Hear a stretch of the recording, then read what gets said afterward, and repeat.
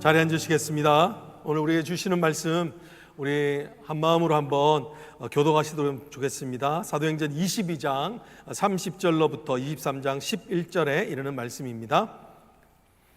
교독합니다. 제가 먼저 읽고 여러분들 후행되는 말씀을 같이 따라 읽으시면 좋겠습니다. 이튿날 천부장은 유대인들이 무슨 일로 그를 고발하는지 진상을 알고자 하여 그 결박을 풀고 명하여 제사장들과 온 공회를 모으고 바울을 데리고 내려가서 그들 앞에 세우니라.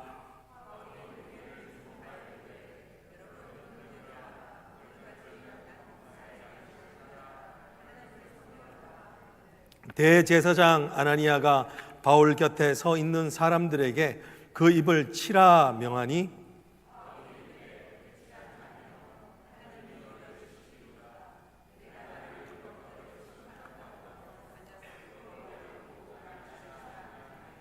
곁에 선 사람들이 말하되 하나님의 대제사장을 내가 욕하느냐.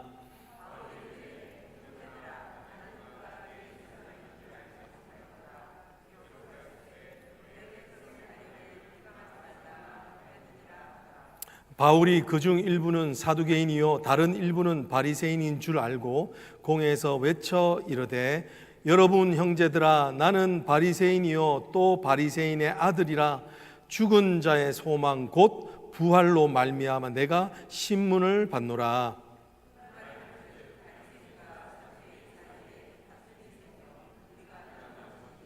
이는 사두개인은 부활도 없고 천사도 없고 영도 없다 하고 바리새인은 다 있다 함이라.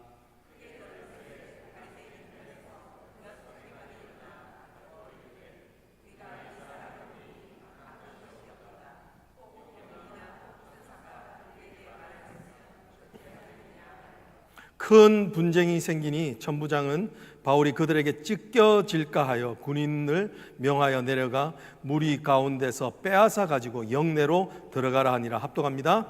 그날 밤에 주께서 바울 곁에 서서 이르시되 담대하라. 내가 예루살렘에서 나의 일을 증언한 것 같이 로마에서도 증언하여야 하리라 하시니라. 아멘. 하나님의 말씀입니다. 오늘도 하나님께서 우리에게 하시는 세미한 음성을 듣는 회복의 시간이 되어지기를 축복합니다. 아멘. 네, 우리 다시 한 번 더 앞뒤 좌우를 보시면서 인사하시면 좋겠습니다. 위로했으면 좋겠습니다. 하나님이 당신을 사랑하십니다.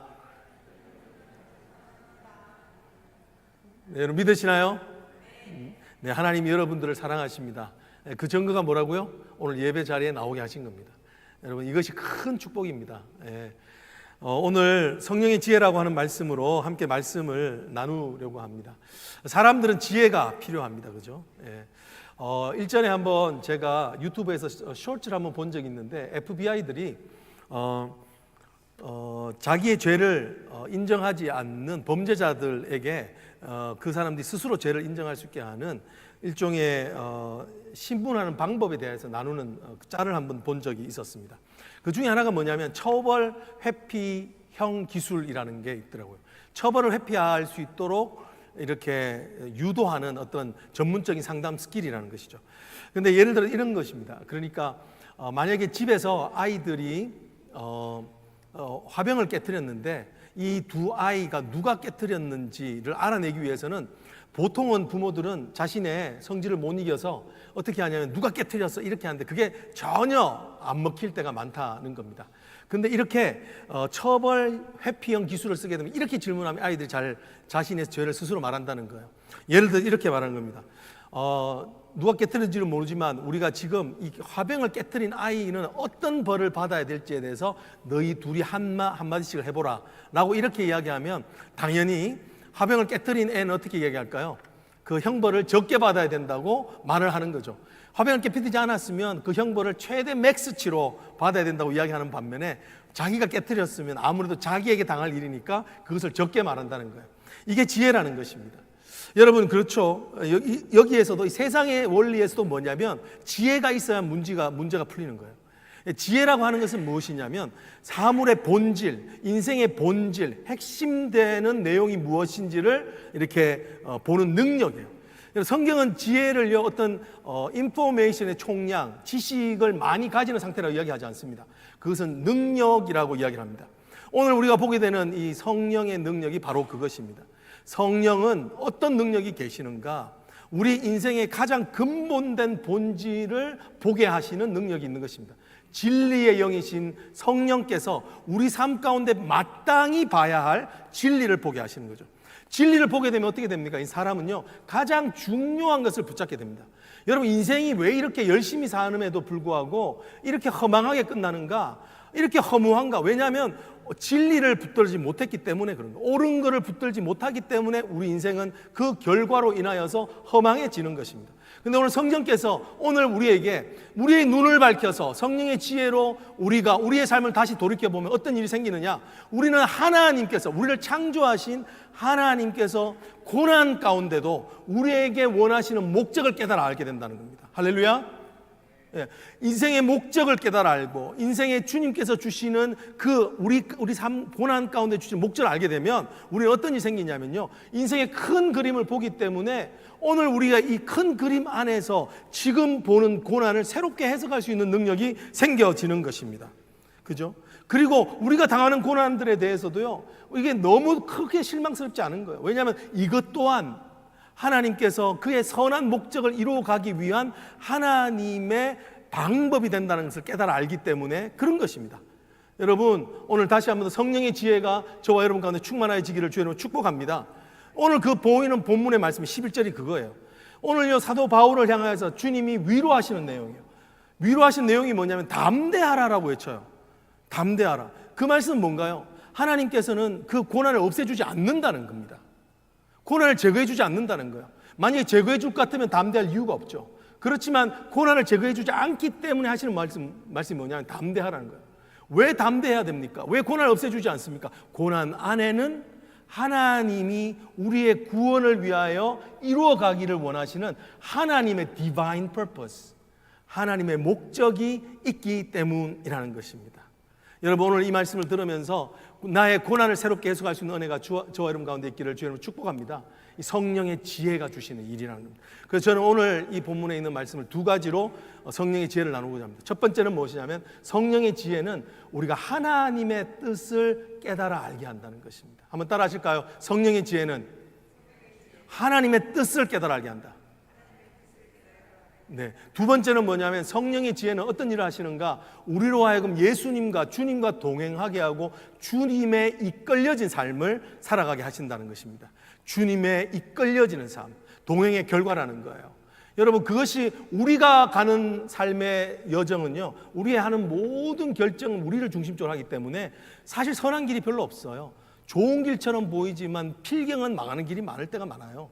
그렇지만 오늘 우리는 어떤 결정을 할 수 있다고요? 성령의 지혜가 있으면 성령께서 인도하시는 생명의 길, 하나님이 원하시는 목적지를 가게 되는 승리의 길을 가게 된다는 것을 말씀해 주시는 것입니다. 그래서 오늘 첫 번째는 뭐냐면 성령의 지혜는 하나님의 뜻을 깨달아 알게 하신다라는 것입니다. 여러분, 오늘 이 말씀의 본문의 배경은 사도 바울의 고난입니다. 고난적인 환경. 왜 그런가? 지금 사도 바울이 사내들인이라고 하는 공회 앞에 서 있기 때문에 그렇습니다. 여러분, 이게 사내들인 공회라고 하는 것은요, 좀 쉽게 말하면 법원입니다. Jewish court예요. 여기서 사람을 죽고 살리는 입법기관의 역할을 하기 때문에 그렇습니다. 바로 이 사내들인의 공회에서 누가 죽임을 당했습니까? 바로 예수 그리스도께서 죽임을 당한 거예요.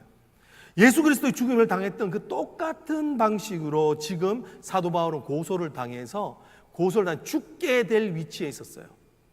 어떤 제목이었냐면 그것은 바로 성전 모독죄였습니다. 성전 모독죄. 여러분, 유대인들이 가장 중대하게 생각하는 범죄 중에 하나가 바로 이 성전 모독죄입니다. 이 1871년에요. 예루살렘에서 땅에서 그리스인들의 비석이 하나가 발견됐는데 거기에는 뭐라고 적혀 있냐면 성전 모독죄에 대해서는 로마 정부가 유대인들에게 자신의 판결로 즉결 처분할 수 있는 것을 부분적으로 허용했다고 그래요. 당시에는 로마인들만 죽일 수 있었어요. 여러분, 예수님이 누구한테 고난을 받아 죽으십니까? 대제사장 아나니아 아니죠? 그죠? 대제사장한테 고난 받지 않죠? 누구한테 고난 받았다고 주기도문에서 말하나요? 빌라도. 왜? 빌라도가 finally 예수님께 death sentence, 사형을 언도했기 때문에 그래요. 사형을 언도할 수 있고 집행하는 건 로마법인데 거기서 예외적으로 적용되었던 벌이 성전 모독죄였던 거예요. 그러니까 이거에는 이 법은요, 사도 바울은 죽었는 거예요, 이미. 여러분 한번 그 보실까요? 사도행전 21장 27절과 28절에 보면은요, 거기에 이 왜 성전 모독죄로 걸렸는지를 이야기합니다. 시간상 28절만 읽어볼게요. 보세요. 외치되 이스라엘 사람들아 도우라. 이 사람은 각처에서 우리 백성과 율법과 이곳을 비방하여 모든 사람을 가르치는 것이다. 이게 one of the reason이에요. 근데 더 중요한 이유는 뭐냐면, 고소를 할 수 있는 실제적인 고소 건수는 뭐냐면, 또 헬라인을, 이방인을 성전에 들어가서 거룩한 곳 성전을 더럽혔다라는 거예요. 여러분, 걸 수 있는 최고의 형량을 줄 수 있는 중대범죄를 걸어버린 겁니다. 이 중대한 거예요. 여러분, 이 성전 모독죄라는 것이 유대인들이 얼마나 이게 정말 큰 법이냐면요, 여러분, 우리가 한우카를 보면 알 수 있어요. 여러분, 한우카 뭔지 아시나요? 미국 생활하면 한우카는 알죠, 그죠?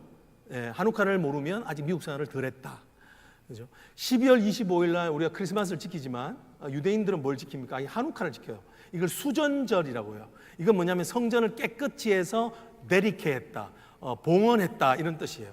왜냐하면 그 전에 어떤 일이 있었냐면, 이 절기가 됐는데, 수전절이라는 것이 예수님 오시기 168년 전, 기원전 168년도에 아직 로마가 생기기 전 그리스와 시리아의 그 어중간한 상태였던 셀루쿠스 왕조 때에 한 왕, 에피파네스라고 하는 왕이요, 이스라엘을 침략해 왔었습니다. 근데 이 사람이 침략해서 뭘 했냐면, 이 성전, 예루살렘 성전에다가 무엇을 지었냐면 제우스 신전을 세우고요, 이스라엘 사람이 제일 싫어하는 돼지의 피로 제사를 드렸어요. 그렇게 되니까 이 자체가 이 예루살렘 온 이스라엘 사람들을 완전히 봉기시켜가지고, 그때 처음으로, 그죠, 이 약소국이었던 이스라엘이 처음으로 마카비 형제에 의해서 일어난 혁명을 일으키게 돼요. 혁명을 일으켜서 이 다시 성전을 재탈환했다. 그래가지고 만든 게 한우카예요. 2000년이 넘은 이 명절이에요. 그것처럼요, 이스라엘에게는 가장 사랑하는 것이 뭐냐면 성전이에요. 그렇지만 가장 위험한 게 뭐냐면 성전이에요. 이들에게 성전 신학이 있었어요.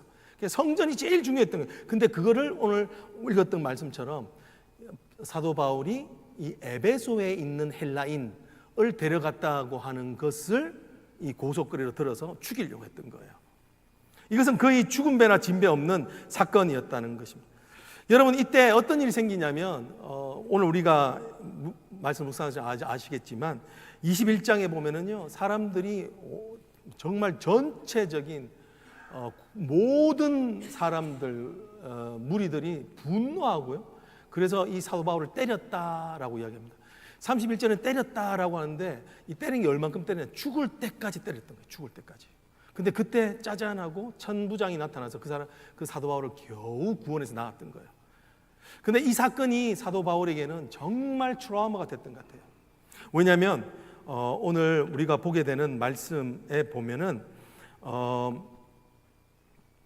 21장 35절 한번 올려주시겠습니까? 25장 35절에 뭐라고 되어지냐면 이렇게 되어져 있습니다. 21장 35절, 무리의 폭행으로 말미암아 군사들에게 들려가니라고 되어 있습니다. 바울이 그 층대, 예루살렘 사내들이로 가는 층대를 오르지를 못하는 거예요. 이 많은 무리들의 폭행으로 말미암아 들려져서 올라갔다라는 겁니다. 여러분, 고난은 절대로 쉬운 게 아닙니다. 사도 바울이 당했던 고난, 만약에 우리가 그 고난의 깊이를 조금만 묵상할 수 있으면 이 은혜의 깊이를 알 거예요. 그러니까 여러분, 정말 자신이 폭행으로 말미암아 들려져서 올 만큼 그런 고난을 당하고 있는 모습을 보게 되죠. 여러분, 우리 인생 가운데도 이런 고난들이 있어요. 이 성경이 남의 이야기가 아닌 거예요. 우리 인생 가운데도 나 스스로 걸을 수 없는 고난이 있어요. 육신적으로 힘들어서 못 걷는 고난도 있지만, 또 마음에 이 고난이 있기 때문에 일어날 힘이 없을 때가 있죠. 그래서 우울증을 어떤 분은 이렇게 이야기하더라고요. 마음의 무게가 육신의 무게보다 더 무거운 상태. 여러분, 그런 측면에서 우리 모두는 이런 고난을 겪어요. 눈물 없이는 지나갈 수 없는 고난을 다 겪는 거예요. 이럴 때 너무너무 힘든 거예요. 근데 오늘 본문에서 우리가 한 가지 묵상해야 될 중요한 건 뭐냐면 이거예요. 하나님이 그 고난을 안 없애주셨다는 거예요. 사도 바울이 얼마나 하나님을 사랑하는 자입니까? 근데 하나님은 그 사랑하는 자의 고난을 없애주지 않는 것을 선택하고 있는 모습을 보게 돼요. 여러분, 이전에 사도 바울은요, 하나님이 이 고난이 있을 때마다 잘 피하게 해주셨어요. 정말 예루살렘에 오기 전까지는 고난이 있을 때마다 피했어요. 그가 다메섹에서 예수님을 만났을 때부터 해서 그가 많은 유대인들의 핍박을 받기 시작합니다. 그런데 그때 그 다메섹에서 어떤 일을 하냐면 하나님은 기가 막히게 이 사도 바울을 바구니에 내려가지고 피하게 해요. 또 나중에 헬라 유대인들에서 또 고난을 받게 되었을 때는요, 하나님은 그 다메섹에서 사도 바울을 다소라고 하는 고향으로 보내요. 여러분, 우리가 계속 묵상했지만 성경에 나오는 여러 교회들, 빌립보 교회, 에베소 교회, 그죠? 베레아 교회를 베레아에 있는 지역들을 다니면서 그때마다 다 고난이 있었어요. 근데 그때마다 하나님은요, 그 자기를 죽이러 오는 자들 손에서 구원해 주셨거든요. 그런데 오늘 그 고난을 제거해 주지 않아요. 뭐라고 말씀하시죠? 담대하라. 왜 그럴까요? 왜 그럴까요? 우리는 오늘 본문을 차근차근 읽으면요, 이상한 일을 발견하게 됩니다. 그 성난 군중 앞에서 사도 바울이 어떤 일을 하는지를 기록하고 있는데, 어떤 일을 하고 있습니까? 오늘 여기 본문에 보면 22장, 오늘 본문이 지나왔던 22장 1절을 보면요, 한번 띄워주시겠습니까? 22장 1절. 바울이 공회를 주목하여 이르되, 지금 사내들이 공회 앞에 있는 거예요. 지금 자기를 죽이려고 하는 사람들 앞에 있는 거예요. 근데 여러분 형제들아, 오늘까지 나는 범사에 양심을 따라 하나님을 섬겼노라 라고 이렇게 말을 하고 있죠. 여러분, 오늘 여기 보면요, 또 다른 22장 1절에 보면은요, 부형들아, 내가 지금 여러분 앞에서 변명하는 말을 들으라 라고 이렇게 이야기를 해요. 부형들아, 내가 여러분 앞에서 변명하는 말을 들으라 이렇게 이야기해요. 여러분, 이 부형들아, 내 말을 들으라, 이 말은 누가 한 말이에요? 누가 한 말일까요? 혹시 아시는 분 계실까요? 네. 사도행전 7장 2절에 보면 스데반이 죽기 전에 자기가 했던 설교예요. 간증이에요. 그러니까 지금 이 누가가 기록한 저자인데, 이 누가가 지금 사도 바울이 뭘 하고 있는지를 똑같은 문장으로 표현한 거예요. 자신을 죽이려고 하고 있는데 사도 바울은 지금 뭐 하고 있나요? 간증하고 있어요. 간증. 할렐루야. 여러분, 우리가 담대할 수 있기를 주의 이름으로 축복합니다. 예. 어려운 상황 가운데서도 이렇게 간증할 수 있는 인생, 이게 얼마나 멋진 인생이에요. 간증하고 있는 거예요. 여러분, 그뿐만 아니라요, 지금 이가 사내들인 공회 앞에서 오늘 이제 보여지는 말씀부터 해가지고는 오늘 읽었던 이 23장에 있는 말씀부터 해서는 여러분, 지금 사도 바울이 얼마나 담대하냐면 대제사장에 대하여서 너는 회칠한 담이다 라고 꾸짖고 있어요. 물론 그게 대제사장인지를 모르고 한 말이긴 했었어요. 그래서 나중에 미안하다고 이렇게 용서를 구하기도 해요. 그렇지만 그 상황, 그 어려운 상황 가운데서도 율법을 스스로 어기면서 율법을 적용하려고 하고 있는 그 대제사장을 향하여 아주 용감하게 그를 책망하고 있는 모습을 보게 돼요. 여러분, 이 사내들인에서요, 이것은 예수님이 죽은 것이에요. 그게 무서워 떨어야 되는데 그렇지 않다는 거예요. 그럴 뿐만 아니라 오늘 그는요, 어떤 말을 하고 있냐면, 그는 양심에 따라서 하나님을 섬겼다라고 이야기하고, 또 그는 부활의 신앙을 믿는다고 공공연하게 사두개인들 앞에서 이야기합니다. 왜냐하면 이렇게 고백하는 것은 사두개인들은 부활을 믿지 않았기 때문에. 사두개인과 바리새인 차이는 뭐냐면, 사두개인은 천사도 믿지 않고 영도 믿지 않고 죽은 자의 부활도 믿지 않아요. 근데 바리새인은 다 믿거든요. 그러니까 공공연하게 자신의 죄를 고백하고 있는 겁니다. 지금 오늘 이 본문에는 사도 바울이 고소건으로 인하여서 어떤 어려움을 당하는지 변호하는지에 대한 내용이 하나도 없습니다. 오히려 지금 이 누가가 얘기하는 건 뭐냐? 지금 죽어야 되는 이 재판장에서 그는 오히려 간증하며 설교하고 있다. 지금 이 말의 주도권이 누구에게 있느냐? 사도 바울에게 있다는 것을 이야기하면서 지금 하나님의 뜻이 무엇인지를 밝히 드러내고 있는 것입니다. 여러분, 지금 사도 바울 왜 이렇게 당당합니까? 왜냐하면 사도 바울은 하나님의 뜻이 무엇인지를 알기 때문에 그렇습니다. 여러분, 지금 사도 바울은 이 고난의 자리를 지나가면서 분명하게 붙들고 있는 게 있어요. 그것은 바로 자신에게 주어진 사명이에요. 하나님께 맡은 바 그 사명, 하나님의 뜻을 행하고자 하는 마음으로 지금 그가 정해주고 있어요. 그러니까 이것을요, 지금 주님은 11절에 분명하게 다시 확정해 주십니다. 여러분, 11절이 오늘 키워드인데 한번 같이 한번 보실까요? 한번 11절 같이 한번 읽어보시죠. 시작. 그날 밤에 주께서 바울 곁에 서서 이르시되 담대하라, 내가 예루살렘에서 나의 일을 증언한 것 같이 로마에서도 증언하여야 하리라 하시니. 지금 사도 바울이 하는 일이 뭐라고 말씀하고 계시나요? 예루살렘에서 나의 일을 증언한 것이다 라고 이렇게 이야기하는 거예요. 여러분, 하나님께서 확정해 주십니다. 여러분, 고난은 뭐라고요? 지금 자신이 망하는 일이 아니라 하나님의 뜻이 드러나는 일이라는 거예요. 한번 따라해보세요. 고난은 하나님의 뜻이 드러나는 일이다. 여러분, 하나님께서는 고난을 통해서 지금 그의 뜻을 덜쳐내고 있는 것을 보게 되는 것입니다. 여러분, 고난의 의미를 알면 고난을 이길 수 있는 거예요. 하나님께서 왜 내게 이 고난을 허락하시는가? 그 안에는 분명히 허락된 고난이 있어요. 허락된 하나님의 목적이 있어요. 여러분, 우리가 하나님께서 정말 그 고난 가운데서 이루시고자 하는 목적이 있다고 믿기만 해도요, 여러분, 우리가 그걸 낙심하지 않고 그것을 붙들기만 해도 우리는 어떻습니까? 고난을 이기는 힘을 공급받게 되는 겁니다. 여러분, 오늘 이 말씀을 통해서 지금 주시는 교훈이 뭔가요? 그것은 뭐냐면 성령의 지혜는 바로 하나님의 뜻을 아는 지혜다라는 겁니다. 하나님의 뜻을 아는 자는 어떤 자인가? 그것은 바로 하나님의 뜻을 알 때 하나님은 담대한 자가 된다는 것을 이야기해줘요. 여러분, 담대해지면 세상을 이기는 거예요. 여러분, 우리가 세상을 살아갈 때 용기가 필요합니다. 용기가 필요해요. 용기가 없으면 우리는 하루도 살아갈 수 없는 그런 고난의 시간을 지나갈 때가 많죠. 왜 살아야 되는지, 왜 이 고난이 내게 의미하는 것이 무엇인지 이것을 도대체 알지 못하면 우리는 오리무중에 빠져서 우리의 삶이 스스로 침륜에 빠진 자처럼 죽는 그런 사망의 일을 경험해요. 그런데 우리가 그 고난 가운데도 의미가 있고 하나님이 주시는 목적이 있다고 생각하게 되면 그건 어떻게 되나요? 그것은 바로 우리에게 소망이 되는 것입니다. 여러분, 사도 바울은 이 성령의 지혜로 말하면 하나님의 뜻이 있다는 것을 깨달아서 담대해져서 이길 수 있게 되는 것을 보게 돼요.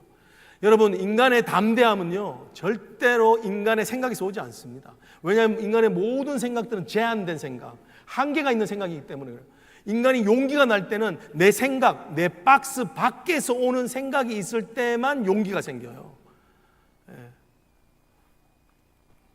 하나님의 말씀이라고 하는 능력의 말씀을 붙잡고 하나님의 약속을 붙잡으면 여러분, 내 마음에 용기가 생기는 것입니다.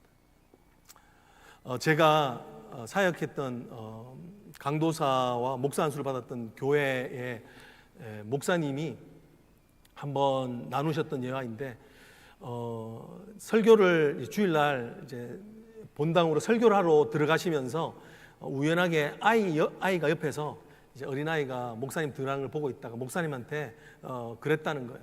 목사님, 장난감 사주세요. 그랬대요. 그러니까 애들은 어디서나 그럴 수 있잖아요.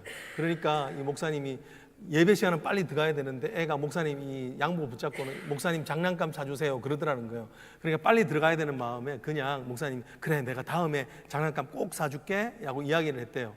그러니까 그 다음부터 애가요, 이제 목사님이 지나갈 때만 기다려가지고 또 목사님한테 목사님 장난감 언제 사줘요 그러더라는 거예요.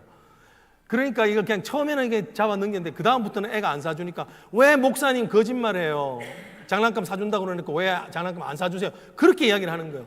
근데 그 말을 딱 들으니까 이 목사 체면이 말이 아닌 거죠. 그때부터 목사님이 마음에 부담이 되는데 장난감 사줘야 되는데, 장난감 사줘야 되는데, 이런 마음에 부담이 되는 거예요. 그래서 진짜 그 아이한테 장난감을 사줬다고 그러시더라고요. 여러분, 아무리 어린아이라 할지라도 약속을 붙잡으면 살아요.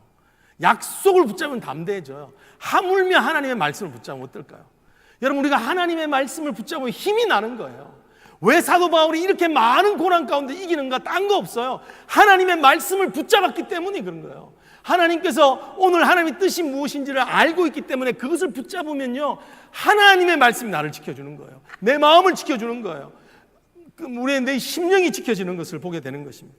오늘 두 번째 볼 수 있는 레슨은 뭐냐면요, 이 성령의 지혜, 하나님의 뜻을 알게 하는 성령의 지혜가 있을 때 우리는 고난을 새롭게 해석할 수 있다는 거예요. 네, 한번 따라해 보실까요? 성령의 지혜는 고난을 새롭게 해석한다.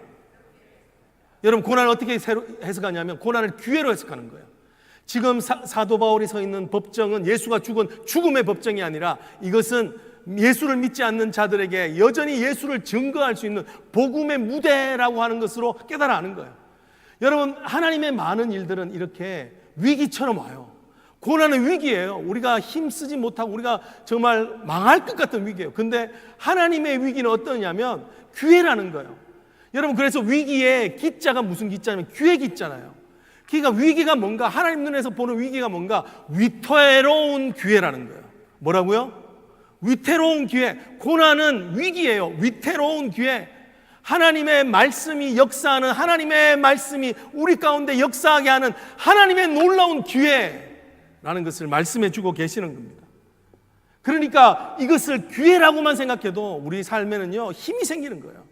그래, 이 안에 하나님의 선한 것이 있지. 하나님께서 분명히 우리를 가운데 역사하고 계시는 하나님의 선한 능력이 그 안에 있다는 것을 기회로 보게 되면 여러분, 우리가 좀처럼 좌절하지 않는 것입니다.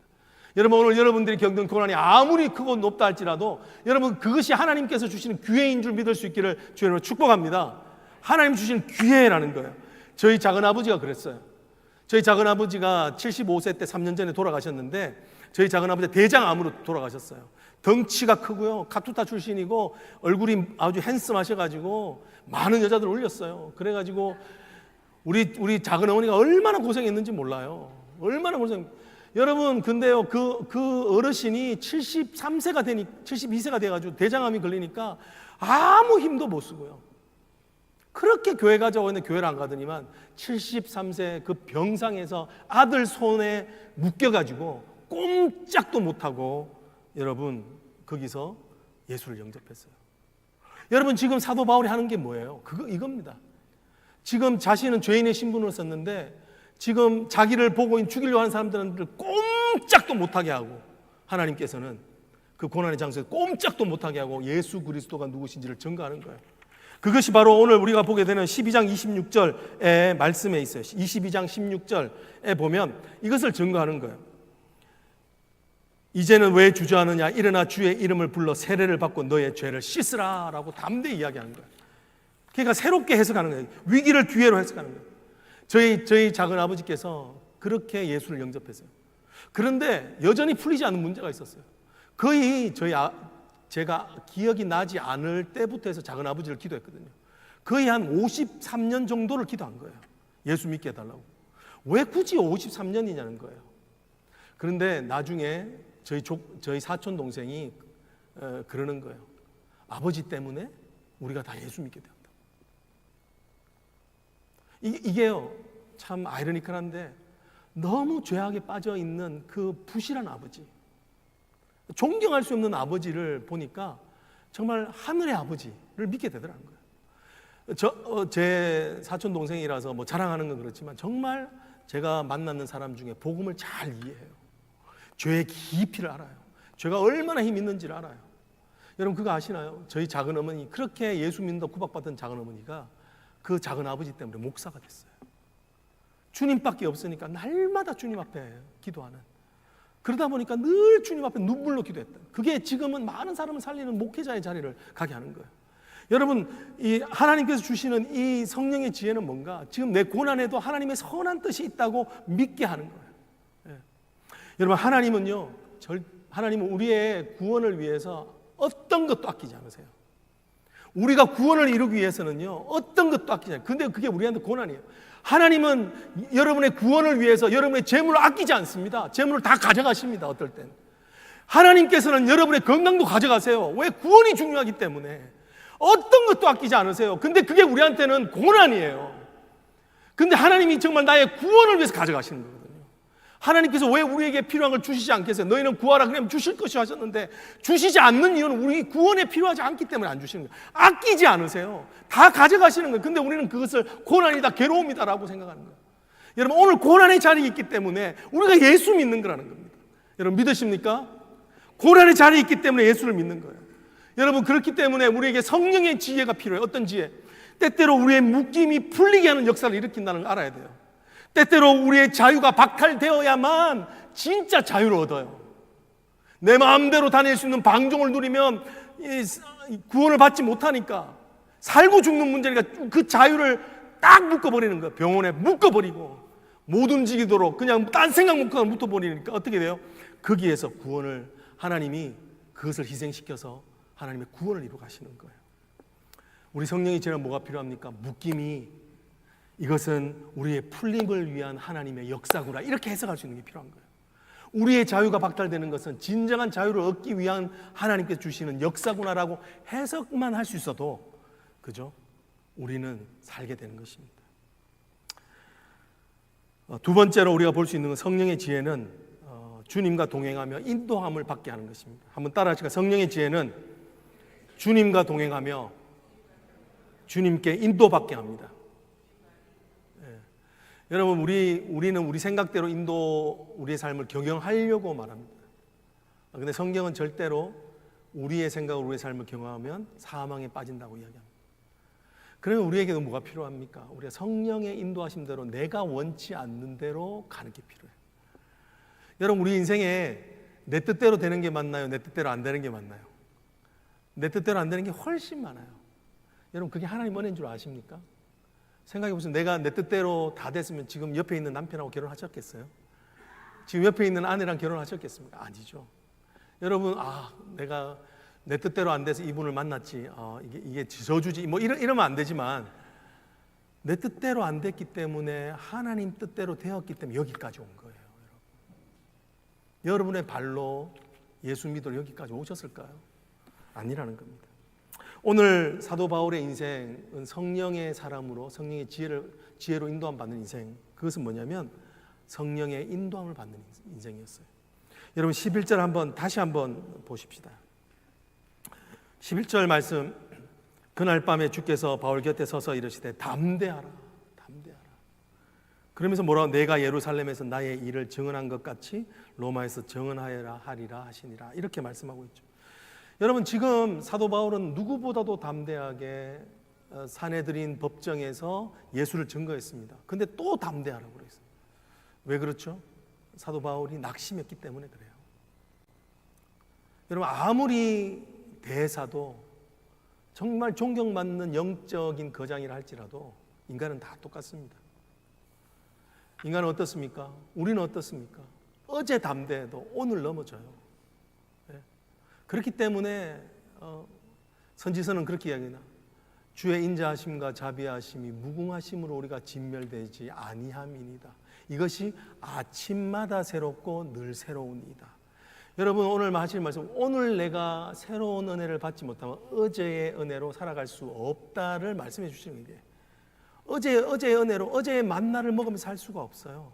하나님께서 왜 굳이 만나를 하루하루 주셨을까요? 왜냐하면 오늘 또 새롭게 하나님 주시는 은혜를 먹어야만 살 수 있기 때문에 그 말씀을 아주 해주고 계시는 거예요. 여러분, 흔들리지 않는 믿음 어떤 믿음입니까? 날마다 말씀을 먹는 거예요. 여러분, 큐티할 수 있기를 원합니다. 매일 큐티해야 되는 이유가 여기 있어요. 여러분, 안 적잖아요? 그러면요, 한번 적어보세요. 적어보면 내가 뭘 뚫었지 알 수 있는가? 내가 매일 큐티했구나 알 수 있어요. 안 적은 본문은요, 큐티 안 한 거예요. 내가 말씀을 먹기 위해서 애쓰지 않으면 안 먹혀진다니까요. 눈으로 봐가지고 내가 먹는 게 아닙니다. 먹으라고 그랬어요. 말씀을 먹어라. Eat the living bread. Drink the living water. 생수를 마셔라라고. 마시고 먹는 게 필요한 거예요. 날마다. 오늘 그 말씀 해준 거예요. 오늘 사도 바울은 왜 이렇게 또 갑자기 낙심하게 되는가? 10절에 그 힌트가 나오고 있습니다. 10절 한번 읽어보겠습니다. 큰 분쟁이 사도 바울 때 또 분쟁이 생겼대요. 천부장은 바울이 그들에게 그 폭동을 일으키고 있는 그 무리들이 찢겨질까 하여, 사도 바울이 어떤 상태에 있느냐면 찢겨지는 일을 당하고 있는 거예요. 이것은 문자적으로 우리 조선시대에 있었던 그 사지를 찢어서 죽이는 능지처참의 형벌을 말하는 게 아닙니다.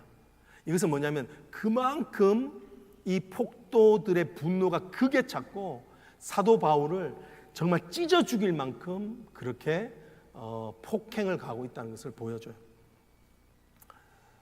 여러분, 오늘 이 말씀을 보면서 사도 바울이 마음이 어땠을까를 생각하니까 이런 마음이 들더라고요. 사도 바울의 옷만 찢어진 것이 아니라 마음도 찢어지고 자신의 감정도 찢어지고 자신의 자존심도 찢어지고 자신이 갖고 있는 정말 그 온전한 정신도 찢어지는 그런 상태가 되었구나. 그러니까 주님이 그때 위로를 해주시는구나. 여러분, 하나님께서는, 주님은 우리를 사랑하셔서 정말 위로가 필요한 때는 이렇게 우리에게 말씀해 주신 줄 믿습니다. 담대하라. 그죠? 옆에 분한테 인사 한번 권면하면 좋겠습니다. 담대하십시오. 네. 왜 담대해야 되는지 설명해야 되겠죠? 담대하십시오. 왜냐하면 주님이 함께 하십니다. 시작. 네. 지난주에 양춘호 목사님이 왜 자꾸 아멘을 안 한다고 그러셨는데 이유를 조금 알 것 같습니다. 여러분, 근데 저는 이 말씀을 묵상하면서 사실은 좀 엉뚱한 생각이 들었어요. 말씀을 묵상하면서 위로가 안 되더라고요. 어떤 생각이 드냐면, 위로를 좀 안 받더라도 고난이 없으면 좋겠다. 솔직히 그 마음이 들더라고요. 이쯤 하면 되지 않았나. 이거 뭐 병 주고 약 주고도 아니고 놀리는 것도 아니고 아프게 했다가 또 위로해주고, 차라리 위로가 없더라도 고난이 없는 삶이 좀 살았으면 좋겠다. 근데 이 생각을 딱 하니까 설교가 진행이 안 되는 거예요. 나는 도대체 뭘 설교해야 되지? 나는 내 삶으로도 이것을 증거할 수 없는데, 나도 고난이 싫은데, 나도 찢겨지는 고난이 싫은데, 찢겨봤으니까 내 자존심이 찢겨지고 내 감정이 찢겨지고 상처받고 그런 걸 경험해봐서 고난이 없으면 좋겠다는 마음이 제 마음이더라고요. 그러면서 정말 주님의 은혜를 간구하면서, 위로를 간구하면서 다시 말씀을 보기 시작했어요. 근데 11절 말씀은 오늘 제가 키워드라고 그랬는데, 계속 말씀을 보면서 오늘 특별하게 보이는 문구가 보이더라고요. 그건 뭐냐면, 그날 밤에 주께서 바울 곁에 서서. 여러분, 이 말은요, 어떤 말이냐면 아주 강력한 임재를 말하는 겁니다. 성령께서 바울의 그 인생과 마음을 완전히 장악해서 그를 이끌어가는 강력한 임재를 말해요. 이 말씀이 보이니까 이 말씀이 지금 이 위로가 어떤 위로이라는 것이 어렴풋이 알겠더라고요. 여러분, 이 말씀이 사도 바울에게는 분명히 큰 위로가 됐을 거예요. 왜냐하면요, 이것은요, 성령의 사역을 나타내요. 여러분, 성령을 말할 때 우리가 별명처럼 부르고 있는데 보혜사 성령님이라고 그러잖아요. 이 보혜사라고 하는 말이 뭐냐면 파라클레이토스라고 하는데 옆에서 말하다예요. 옆에서 말하다. 성령께서 지금 사도 바울에게 어떤 지혜를 주시냐면, 지금 이 성령의 고유한 사역을 알려주시는 거예요. 성령의 고유한 사역은 뭐냐면 인생에서 가장 중요한 것이 무엇인지를 깨달아 알게 하시는 거예요. 여러분, 우리가 성령께서 우리를 왜 중보하신다 어떻게 말씀에서 말하고 있죠? 우리가 마땅히 빌 바를 알지 못하나 성령의 말할 수 없는 탄식으로 중보해 주신다고 그러죠. 그러니까 성령의 사역은, 진리의 영이지 성령의 사역은 무엇이냐면, 우리로 하여금 마땅히 빌 바를 알지 못할 때 마땅히 빌어야 되는 것이 무엇인지, 인생에서 마땅히 추구해야 되는 인생의 목적이 무엇인지, 인생에서 지금 이 순간 감옥에 갇혀 있어서 낙심되지만 온몸이 찢어져서 너덜너덜해졌지만 그 상태에서도 마땅히 우리를 일으키는 인생의 목적이 무엇인지를 알려주시는 거예요. 그건 뭡니까? 내가 너와 함께 한다는 거예요. 사도 바울의 마음은 그랬을 거예요. 나는 내 사역은 이렇게 해서 끝나는가? 나는 결국은 이렇게 내가 죽임을 당하고 끝이 나는가? 죽음에 대한 마음이 있었던 거예요. 근데 성령께서는 지금 그것보다 더 중요한 것이 있다는 것을 말씀해 주신 거예요. 성령의 지혜는 예수님과 동행하는 거. 그래서 예수님한테 인도받는 거. 네가 어디를 가든 상관없다. 주님과 함께 있는 이것이 가장 큰 복이고 그것이 가장 중요한 일이다라고 알려주시는 겁니다. 여러분, 제가 소명을 받을 때 독일을 갔거든요. 독일에 공부하러 가서 그때 회사를 그만두고 이제 독일 가서 또 다른 경력을 한번 쌓으려고 하는데 이걸 가야 될지 말아야 될지. 첫 애가 한국에 태어났는데 1살도 안 됐는데 이걸 가야 될지 말아야 될지 너무 안정적이지 않을 때. 그런데 제가 주님 앞에 정말 그 기도원에 올라가서 금식하면서 하나님 앞에 기도하는데 주님, 독일을 가야 됩니까? 말아야 됩니까? 왜 동생이 거기 있어가지고 학비를 다 대준다고 하니까, 생활비를 대준다고 하니까 이제 가야 됩니까? 말아야 됩니까? 그러고 있는데 뜬금없이 그러시더라고요. 주님이 You belong to me. 너는 내 것이야. 가라는 말씀인지 안 가라는 말씀인지, 또 꼭 왜 영어로 말씀하시는지 You belong to me 되게 멋있는 것 같은데 도대체 이게 무슨 말인지 모르겠는 거예요. 근데 나중에 독일에서 제가 소명을 받으니까 주님이 내게 하신 말씀이 이해가 되더라고요. 그때 주님은 이미 내가 독일에서 사명을 받을 것을, 소명을 받을 것을 아셨던 거예요. 근데 뭐가 제일 중요했느냐? 여러분, 뭐가 제일 중요한 것 같아요? 너는 내 것이라는 거예요. 너 어딜 가든지, 네가 독일 가든지 한국에 있든지 미국은 상관없다. 네가 어딜 가든지 너는 내 것이야. You are mine. 너는 내가 소유한 나의 백성이야. 너는 나와 함께 있는 자야. 여러분, 이것을 알려주신 거예요. 여러분, 지금 여러분들 하나님께서 왜 응답을 안 주시는지 아세요? 기도를 하고 있지만 그 안에 목적이 있는 거예요. 어떤 목적? 우리의 눈이 밝아져서 주님과 함께하는 것이 최고의 복이라는 것을 깨달을 때까지, 그게 진짜 우리의 참된 복이 될 때까지 주님은 기다리고 계시는 거예요.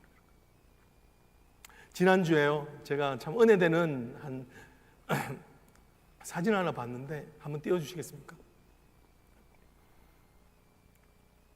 퀸즈 장로 교회를 섬기시던 김성국 목사님이 65세라고 하는 젊은 나이에 갑자기 한 1년여간 암투병을 하시고 갑자기 돌아가셨어요. 얼마나 아까운지 몰라요. 근데 이 어르신이 돌아가셔서 이제 천국 환송 예배를 하는데 거기에서 이 장례의 주보가 나왔는데 거기에 이 목사님의 양력을 써놨는데 이렇게 써놓은 거예요. 딱 3줄. 예, 태어나다, 주님 품에 안기다. 2줄하고 딱 중간은 뭐냐면 거기 뭐 어떤 양력으로 어디로 교회를 섬겼고 어떤 담임을 사역을 했고 어떤 일을 했는지 아무 기록 없이 나는 아무것도 아닙니다. 하나님께 영광을. I am nothing. Glory be to God. 여러분, 제일 중요한 것을 붙드는 인생이 할 수 있는 일이에요. 거치장스럽게 정말 필요 없는 훈장들을 달고 다니고 쇼오버를 할 수 있는 여러 가지 장신구를 달고 다니면서 정말 중요한 건 놓쳐버린 인생을 할 수 없는 거예요. 정말 중요한 것을 붙드는 인생, 성령께서 깨닫게 하시는 흔들리지 않는 인생인 거예요. 죽을 때까지도 이 자리에서 여러분의 삶이 흔들리지 않는 인생이 되어지기를 원합니다.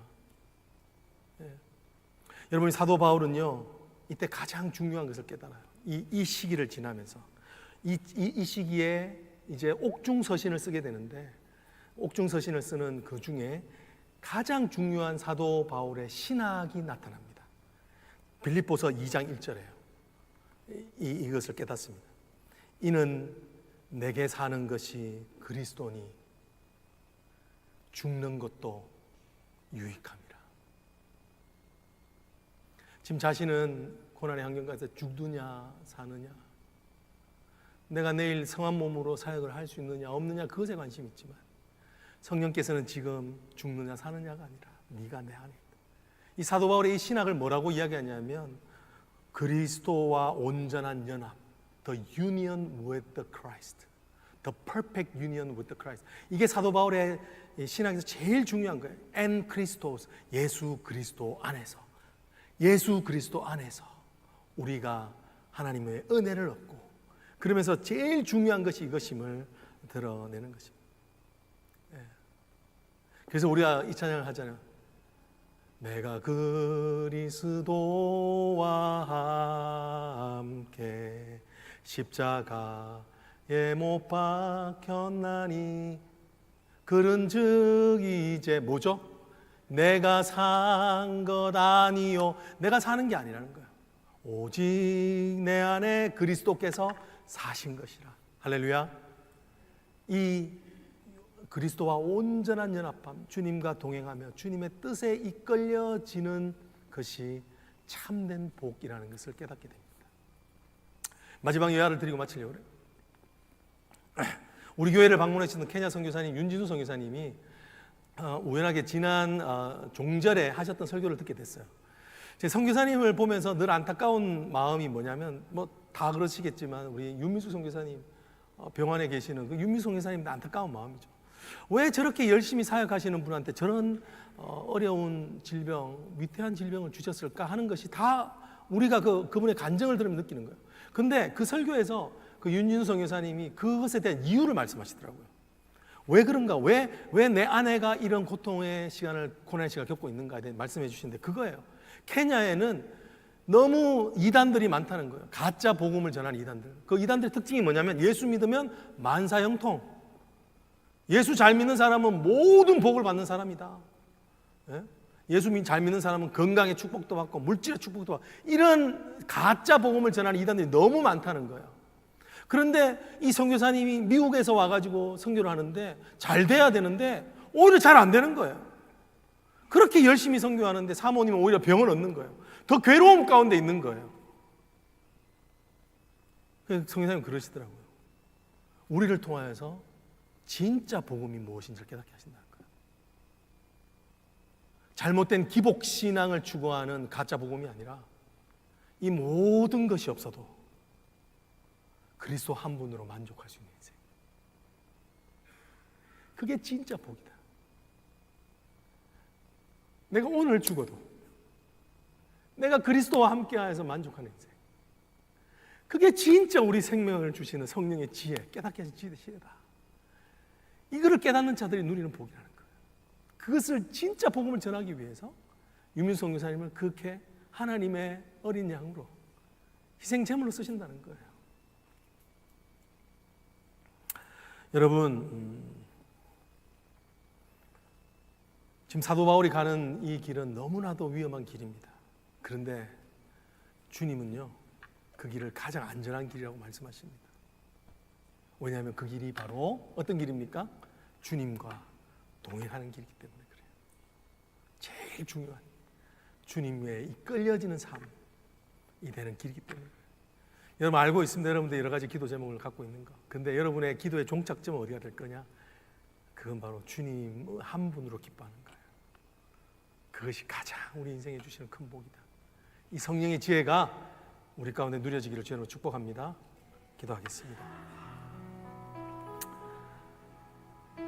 하나님, 고난이 싫습니다. 고난이 무섭습니다.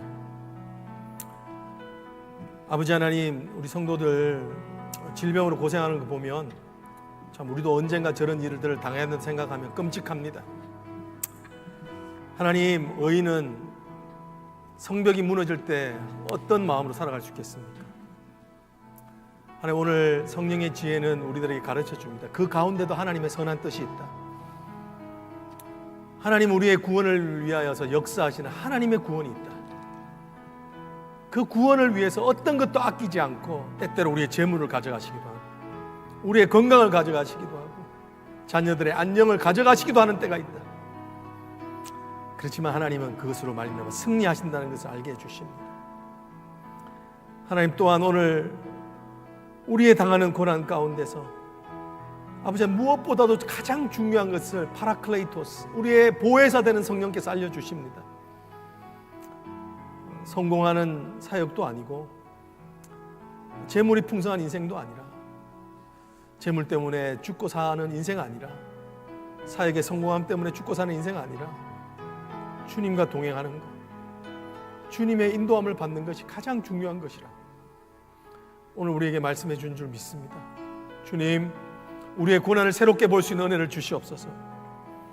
우리의 구원을 위하여서 일하시는, 열심히 땀 흘려 일하시는 하나님의 손길을 볼 수 있도록 도와주셔서 오늘 우리의 자리에서 낭망하지 않게 도와주시옵소서.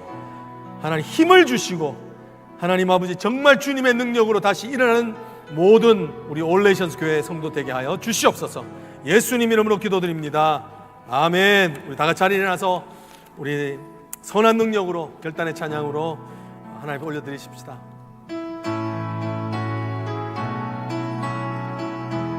주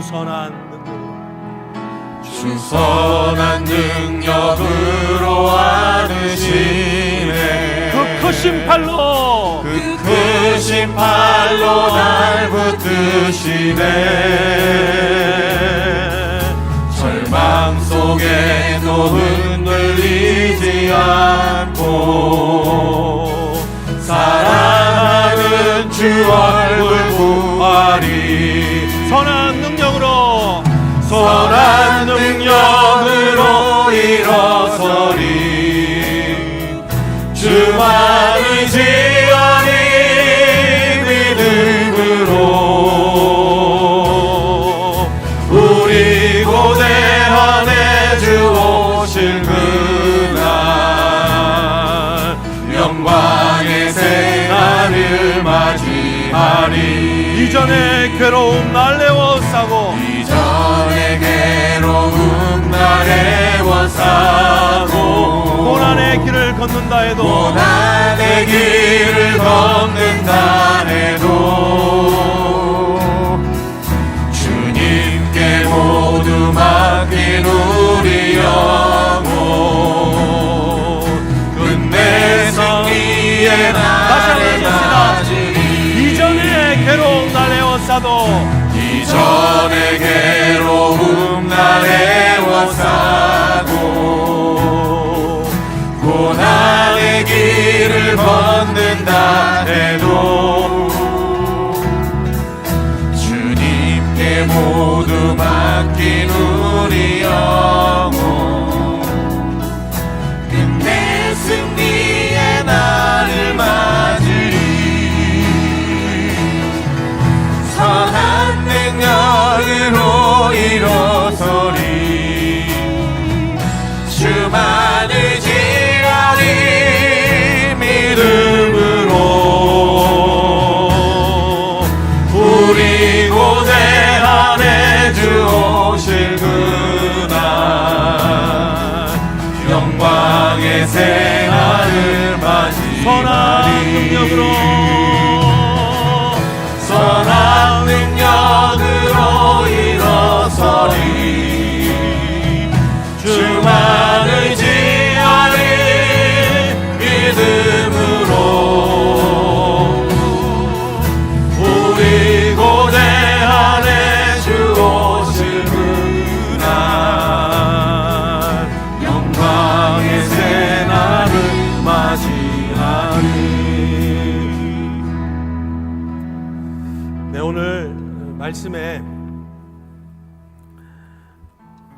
왜 하나님께서는 굳이 사도 바울을 감옥에 갇혀서 소동을 일으키시는가? 왜냐하면 사도 바울의 종국의 목적지는 로마이기 때문에 그래요. 그러니까 오늘 예루살렘의 사내들인 공회에 갇혀져 있어야만 거기서 로마로 가게 됩니다. 압송되어지지만 하나님께서요, 그 로마로 가는 모든 일정을 무료로 가게 하시는 거예요. 그 가는 모든 일정 가운데 그냥 가는 게 아니라 위험을 당할 수 있는 그 길이기 때문에 이 천부장을 통해서 각종 병사들을 붙이십니다. 기병들을 붙이고요, 마늘들을 붙입니다. 이건 하나님의 유머예요. 우리가 고난이라고 생각하지만 사실은 로마로 갈 수 있는 가장 빠른 길이에요. 요셉이 총리가 되기 위해서 감옥에 갇혔기 때문에 31세의 총리가 되는 것처럼 하나님이 거기에만 있어야지 거기가 제일 빠른 길이기 때문에 그래요. 제일 안전한 길이기 때문에. 여러분, 오늘 여러분, 우리의 고난은요, 우리를 지키는 가장 안전한 길입니다. 믿으시나요? 주님께서 우리를 지키기 위해서 허락하신 고난이, 그 길을 가야만 구원의 길을 가는 거예요. 진짜 하나님 아는 길을 가는 거예요. 근데 우리는 그것이 고난의 길이라고 힘들어하죠. 여러분, 하나님의 목적이 분명히 있습니다. 우리 한번 같이 한번 기도할 때, 하나님, 내가 생각하는 고난의 길은 하나님이 생각하시는 구원의 가장 안전한 길입니다. 하나님이 원하시는 그 은혜의 목적지까지 가게 하시는 하나님의 이끄심이 있는 길입니다. 하나님을 만나는 길입니다. 예수를 다시 만나고 먹고 마시는 길입니다. 하나님, 이 길 가운데 예수를 만나게 하여 주시옵소서. 예수를 깨닫는 은혜가 있게 해달라고, 고난을 새롭게 보게 해달라고 주여 외치고 한번 기도하십시다. 주여, 주여. 하나님 아버지, 고난의 길을 갑니다. 비아돌로로사. 아버지 하나님이여, 십자가의 길을 갑니다. 아버지 하나님, 하오나 그 길은 하나님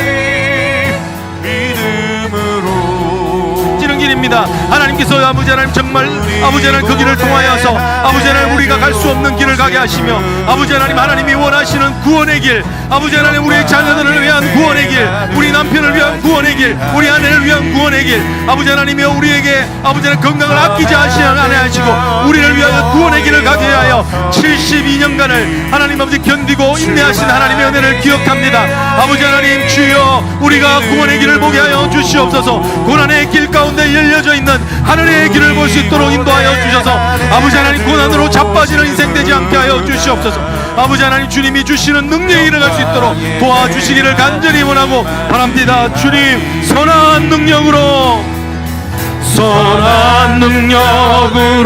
일어서리 주만의 지아니 믿음으로 우리 고대 안에 주 오실 그날 영광의 새날을 맞이하리. 사랑하는 성도 여러분, 시간이 좀 지났지만 한 가지만 좀 더 기도 요청 드립니다. 왜냐하면 우리는 다 중보자이기 때문에 딴 게 아니라 우리 지금 마이클 형제를 위해서 좀 기도했으면 좋겠어요. 여러분 마이클 형제가요 정말 고통 가운데 있습니다. 예. 또 우리 안순주 집사님 지금 이제 검사 결과를 기다리고 고통 가운데 계세요. 근데 마이클 형제가 여러분 하나님에 대한 마음을 열었습니다. 제가 들은 말이긴 하지만 그렇겠다고 그래요. 자기가 여기까지만 오지 않았어도 마음을 안 열었을 거라고 그래요. 근데 이 지경까지 오니까 하나님한테 마음을 열고요, 예수를 영접하는 일들이 생기고, 예수에 대해 알고 싶은 마음, 아직 명확하게 영접은 잘 모르지만 여러분 근데 하나님의 손길이 거기 있는 거예요. 거기까지 가야만 예수를 봐요. 이게 하나님의 사랑이에요. 여러분 우리 한번 우리 그 형제 이제 예수를 알아가기 위해서 명확한 하나님, 확실한 하나님의 은혜로 도장 찍어 주십시오. 다시는 돌이키지 않는 믿음이 되도록 하나님 그를 붙들어 주고 살려 주십시오. 하나님의 은혜 가운데 지켜주셔서 정말 복음이 승리하는 것을 볼 수 있도록 우리 한번 우리 형제들을 위해서, 우리 집사를 위해서 한번 주여 외치고 기도합니다.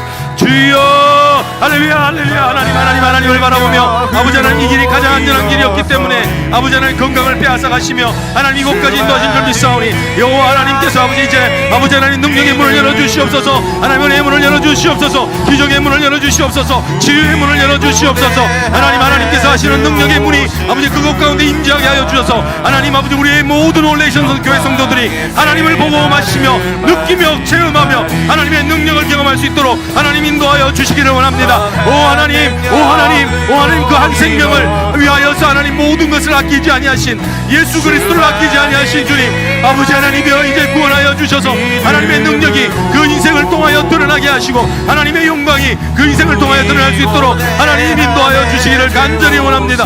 오 하나님 인도하여 주시옵소서. 주님 도와주시옵소서. 우리 3절 하십시다. 주님이 마신 고난의 쓴 잔을, 주님이 마신 고난의 쓴 잔 우리도 감사하며 받으리. 우리도 감사하며 받으리. 주님의 남은 고난 채워가며, 주님의 남은 고난 채워 예수와 복음 위에 살리라. 예수와 복음 위에 예수와 복음 위에 살리라. 예수와 복음 위에 다시 한 번 더 합니다. 예수와 복음 위에 살리라. 예수와 복음 위에 선한 능력으로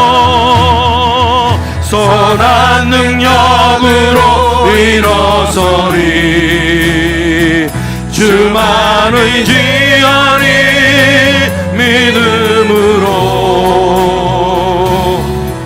우리 고대 안에 주 오실 그 영광의 새날을 맞이하니, 영광의 새날을 맞이 선한 능력으로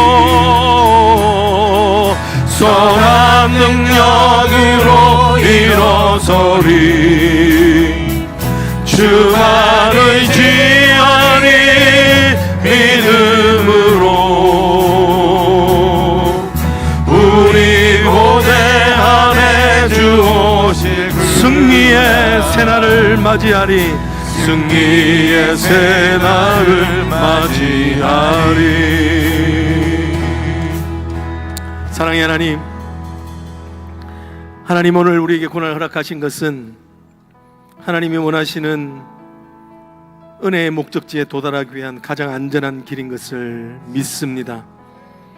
하나님 오늘 우리의 구원을 위하여서 그 아들을 아끼지 아니하신 것처럼 우리의 구원을 위해서라면 우리의 재물도 아끼지 아니하시고 우리의 구원을 위하여서 우리 자녀들의 구원을 위하여서라면 때때로 건강도 아끼지 아니하시고 하나님 우리의 강한 의지도 깨트려 아끼지 아니하시고 우리를 때때로 고난의 길 가운데 찢어지게 하십니다. 사랑의 하나님, 하지만 그것은 아버지 하나님 정말 참된 인생, 중요한 것을 붙드는 인생, 최고의 가치를 향하여 아버지 하나님 달려가는 인생 되게 하심을 위한 하나님의 은혜의 사랑임을 믿습니다.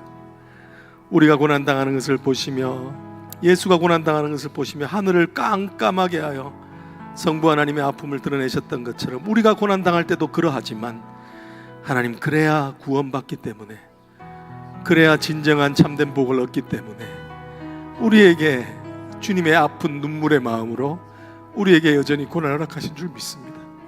하나님, 형제를 일으켜 주십시오. 살려 주십시오. 여기까지 오기 위하여 주님께서 지난 40년간을 기다리셨고 이제 그의 목적지에 다 왔습니다. 하나님, 은혜의 문을 열어주시고 하나님, 놀라운 하나님의 능력의 은혜를 쏟아부어 주셔서 하나님의 은혜 앞에 엎드려지게 하여 주시옵소서.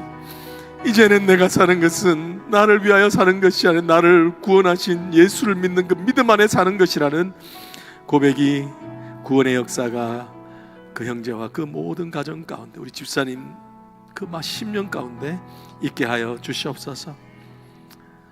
지금은 우리 주 예수 그리스도의 은혜와 성부 하나님의 크신 사랑과 성령의 교통하심이 우리의 고난의 자리가 너무나도 힘이 들지만 오늘 그 고난을 통하여 우리를 구원하신 하나님의 영원한 능력의 손길이 있음을 믿고 삶을 향하여 선포하는 사랑하는 모든 성도들 머리 위에 이제부터 영원토록 함께 계실지어다.